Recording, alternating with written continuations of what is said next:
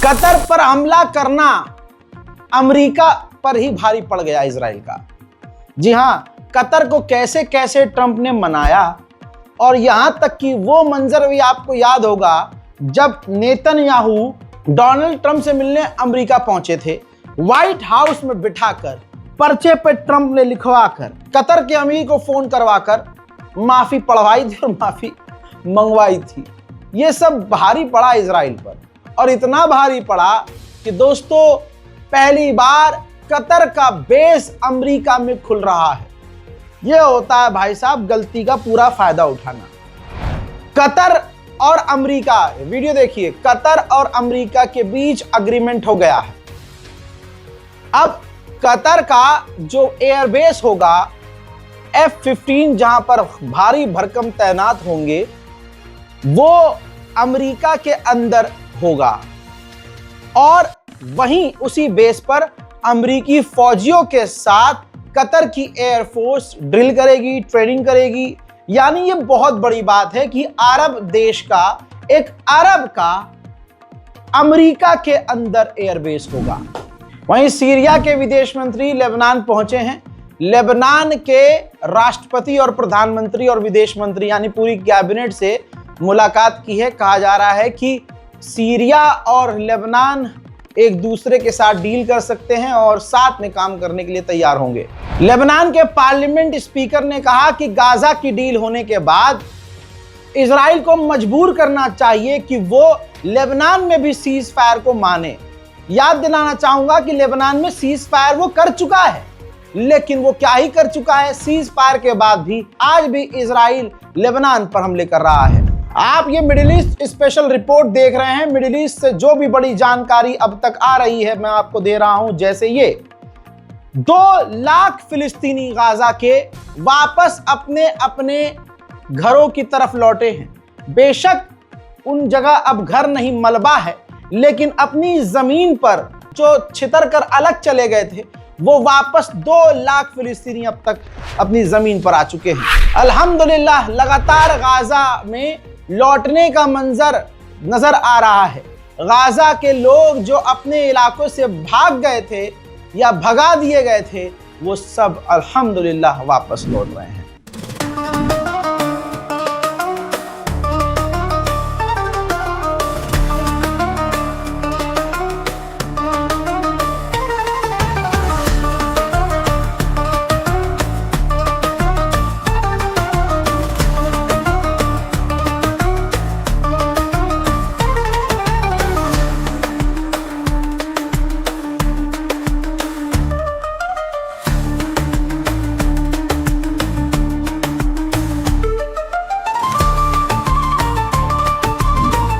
ऐसा ही होता है जो अब मैं बता रहा हूं। पहले इजराइल का साथ दो, पैसा बहुत बुरी चीज है। देखिए पैसे से क्या होता है भाई। जर्मनी ने और जर्मनी के चांसलर ने पैंट उतार कर इजराइल का सपोर्ट किया, खुला सपोर्ट किया। अरे नंगे होकर सपोर्ट कर रहे थे कि हम इजराइल के साथ है, इजराइल के साथ है, इजराइल हर हाल में इजराइल के साथ है। ये भूलिएगा मत कभी। अब जब डील हो गई तो जर्मनी के चांसलर ने सोचा कि इजराइल के साथ साथ हमारी भी भाई इज्जत लुटी है। पूरी दुनिया में हमारी सरकार की बेइज्जती हुई है कि इन्होंने नरसंहार करने वाले का साथ दिया। तो जर्मनी के चांसलर ने ऐलान किया कि हम गाजा को, प्रूफ है ये देखिए, गाजा को 29 मिलियन यूरोज की मदद देंगे। इजिप्ट इतना खुश हुआ इस ऐलान से कि इजिप्ट ने जर्मनी के चांसलर को इजिप्ट इनवाइट कर दिया कि आइए इस पीस डील में आप भी फुटेज खाइए। डोनाल्ड ट्रंप के दामाद और डोनाल्ड ट्रंप का जो एनवॉय है, जिसके बारे में मैंने आपको बताया था कि वो इजिप्ट से तभी लौटेंगे जब ये डील हो जाएगी। डील हो गई। अब उन दोनों को देखिए, डोनाल्ड ट्रंप के दामाद को और डोनाल्ड ट्रंप के स्पेशल एनवॉय को, वो फिलिस्तीन बैतुल मुकद्दस की दीवार जिसे यहूदी पूजनीय मानते हैं, वहां जाकर वो वही सब कर रहे हैं जो यहूदी करते हैं। हजरात, इजिप्ट की एक बात मुझे पसंद आई। जब डोनाल्ड ट्रंप इजराइल जाएंगे हाल में ही, तो सबसे पहले वो डायरेक्ट इजराइल नहीं इजिप्ट जाएंगे। अभी तक की रिपोर्ट ये, बाद में पलट जाए बात तो मैं उसका जिम्मेदार नहीं हूं। फिलहाल ये बात कही जा रही है। और इजिप्ट के अंदर जब डोनाल्ड ट्रंप जाएंगे तो वहां और भी अरब देशों के नेता, बादशाह राष्ट्रपति प्रधानमंत्री नजर आ सकते हैं जो कि डोनाल्ड ट्रंप से मुलाकात करेंगे। उसके बाद डोनाल्ड ट्रंप इजराइल जाएंगे। ठीक, मेन बात यह है कि इजिप्ट ने नेतन्याहू को इजिप्ट इनवाइट नहीं किया है कि आइए अरब देश मुलाकात कर रहे हैं, अब नॉर्मलाइजेशन हो रहा है तो आइए। इजिप्ट की यह बात अच्छी है। हो सकता है ऐसा हो कि डोनाल्ड ट्रंप डायरेक्ट इजराइल पहुंचे और इजराइल के बाद इजिप्ट पहुंचे, लेकिन किसी भी कंडीशन में इजिप्ट ने नेतन्याहू को इनवाइट नहीं किया है। उधर आदत से मजबूर नेतन्याहू ने धमकी दी है कि अगर हमारी मांगे पूरी नहीं होती है, हमास हमारी मांगों को पूरा नहीं करता है, तो हम दोबारा हमला कर सकते हैं। इजराइल का साथ पूरी दुनिया ने दिया है, कुछ देशों ने नंगे होकर साथ दिया। मैं पूरे 2 साल तक बोलता रहा, जर्मनी, ब्रिटेन, फ्रांस, और फ्रांस भी तीसरे नंबर पर, पहले पर जर्मनी और ब्रिटेन दोनों ही हैं। जैसे ब्रिटेन की जो सरकारी फंडिंग है, यानी लंदन पेंशन फंड, जी हाँ पेंशन फंड, उसने इजराइल को और इजराइलियों को, सेटलर्स को पैसा दिया ताकि वेस्ट बैंक पर वो जाकर कब्जा करें और वेस्ट बैंक में वो बसें। देख रहे हैं आप, इजराइल के अंदर अमेरिका का जो एनवॉय है उसने इंटरव्यू में इंटरनेशनल मीडिया में साफ ओपनली कह दिया है, कई जगह कहा है, इसमें वो कह रहे हैं कि आप देखेंगे, फॉक्स न्यूज पर कहा है उसने कि आप देखेंगे कि जो अब्राहम अकॉर्ड हुआ है उसमें बहुत जल्द सीरिया और लेबनान शामिल होंगे। और यही बात अगर हम 5 साल पहले कहते कि लेबनान और सीरिया अब्राहम अकॉर्ड में शामिल होंगे तो आप हमारे मुंह पर हंसते, लेकिन आज वो हो रहा है। यानी एक तरह से ये तो बहुत क्लियर बात है, डोनाल्ड ट्रंप ने, अमेरिका ने लेबनान में जंग करवाई, लोगों को भड़काया और अपना पसंदीदा आदमी वहां का राष्ट्रपति बना दिया। ऐसे ही आईएसआईएस और अल-कायदा के आतंकवादी के ऊपर से करोड़ों का इनाम हटाया और फिर जोलानी को सीरिया का राष्ट्रपति बना दिया। ठीक, तो दोनों पपेट जब तुम्हारे हैं तो वो एग्रीमेंट अब्राहम अकॉर्ड का करेंगे। ये कोई बिना दिमाग का आदमी होगा वो भी समझ जाएगा। अब ये इसको अपनी जीत बता रहे हैं। हकीकत यह इतिहास गवाह है, अमेरिका इजराइल भले ही पूरी ताकत से नरसंहार करते आए हैं, मिटाते आए हैं, इंसानियत को रौंदते आए हैं, लेकिन जलील हुए हैं और ये हारे हैं। फ्रांस के राष्ट्रपति ने जो कल कहा था वो हकीकत है। उन्होंने कहा था 2 स्टेट सॉल्यूशन जब तक नहीं होगा तब तक शांति नहीं आ सकती। गाजा का मामला तो चलिए ठीक है, जो चल रहा है, लेकिन इस पर कौन बात करेगा। अब ये देखिए अगले दिन ही जो इजराइल के सेटलर हैं वेस्ट बैंक में फिलिस्तीनियों पर कब्जा कर रहे हैं, उन पर हमला कर रहे हैं, उनकी जमीनों को हड़प रहे हैं, उनके घर में घुसकर उन पर हमला कर रहे हैं, उनकी प्रॉपर्टीज में आग लगा रहे हैं, उनके खेतों में अपने चौपाए छोड़ रहे हैं। ये तमाम चीजें वेस्ट बैंक में हो रही है। सवाल यह है कि वेस्ट बैंक पर और ऐसी तस्वीरों पर कोई क्यों नहीं बोलता। यहां जो इजराइल कब्जा कर रहा है उस पर दुनिया खामोश क्यों है। इतना ही नहीं, अपनी खुन्नस इजराइल वेस्ट बैंक में निकाल रहा है। वेस्ट बैंक में एक फिलिस्तीनी परिवार के घर पर बम लगाकर उसका घर ही उड़ा दिया।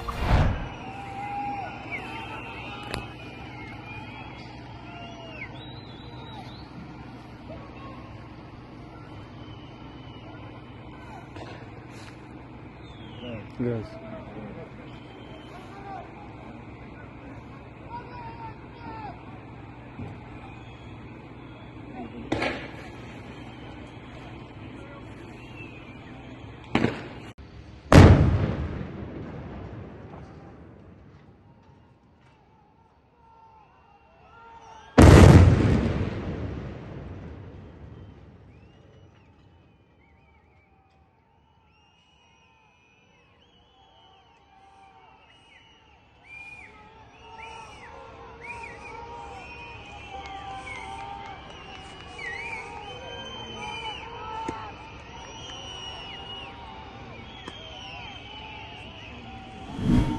अब जो मैंने कहा था वो भी देख लो। फिलिस्तीनियों की, वेस्ट बैंक में रहने वाले फिलिस्तीनियों की गाड़ियों में आग लगा दी इजरायली सेटलर्स ने। खुन्नस निकाली जा रही है, खुन्नस। अब इन आतंकवादियों को पता है कि गुलाबी सुअर खुश कैसे होगा। पुरानी स्ट्रेटेजी है। ये देखिए, वेस्ट बैंक के एक इलाके पर, मोहल्ले पर इजरायली आतंकवादियों ने कब्जा करके वहां अमेरिका का झंडा लगा दिया। बताइए ये कोई तुक है? वाह भाई वाह। इजराइल का प्राइम मिनिस्टर बात एक ही है। नेतन्याहू उन अस्पतालों में पहुंचा जहां इजरायली हॉस्टेज को लाया जाएगा और वहां पहले से ही इजराइल के जो सैनिक हैं जो गाजा के मैदान से लौटे हैं उनका इलाज चल रहा है, वो उनसे मिलने के लिए उस अस्पताल में गया था। एक हैकर ग्रुप है हंडाला नाम से, उसने इजराइल की कंपनी और इंटरनल डेटा को हैक करके ये देखिए डॉक्यूमेंट जारी कर दिए, लीक कर दिए हैं, जिसके अंदर इजराइल की तेल की तमाम कंपनी और तमाम शिपमेंट की जानकारी मौजूद है। और ये काफी खतरनाक काम किया गया है क्योंकि यमन के जो लड़ाके हैं लाल सागर में इन अब कंपनियों का नाम देखकर और जहाजों का नाम देखकर लाल सागर के अंदर इजराइल की शिपमेंट को नुकसान पहुंचा सकते हैं।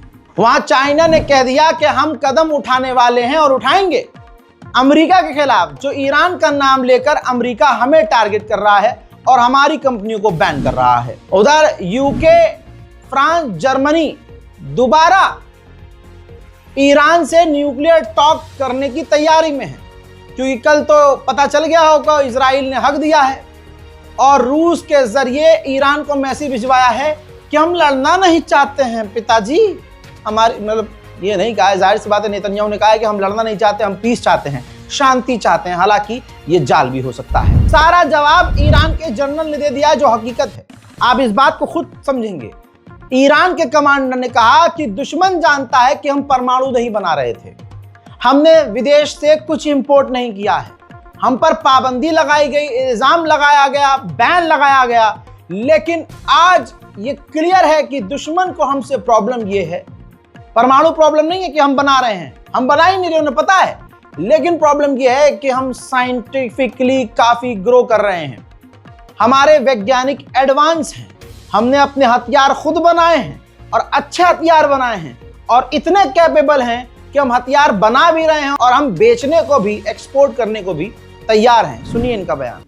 این پرچم نماد عزت ماست، نماد افتخار ماست و این پرچم انشالله ما هم نباشیم کسانی هستند که حفظ کنند. غیرت در ایرانیان مثال زدنی است واقعا.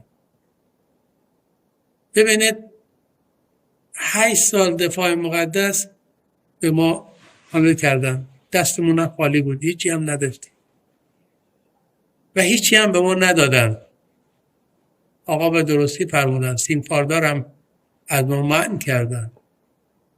اما امروز افتخار میکنیم که یکی از کشور आगे उन्होंने ये भी कहा कि स्ट्रेट ऑफ हॉर्मुज पूरी दुनिया के लिए सबसे जरूरी है। पूरी दुनिया का आधा सामान तो वहीं से इंपोर्ट एक्सपोर्ट होता है, वहीं से ट्रेड होता है, लेकिन उसको बंद करना है या चालू रखना है, इसकी पावर हमारे टॉप लीडर यानी आयतुल्लाह सैयद अली खामनाई के हाथ में है। उन्होंने ये भी कहा जो यूएई को लेकर प्रोपेगेंडा चल रहा है कि हमारा जो गल्फ में 3 आइलैंड है वो किसी और का नहीं है, वो सिर्फ और सिर्फ हमारा है। मोहतरम हज़रात, Middle East special detailed report में इतना ही। इस रिपोर्ट को शेयर कीजिए, अपनी राय कमेंट में लिखिए, अपनी दुआओं में मुझे याद रखिए। जय हिंद।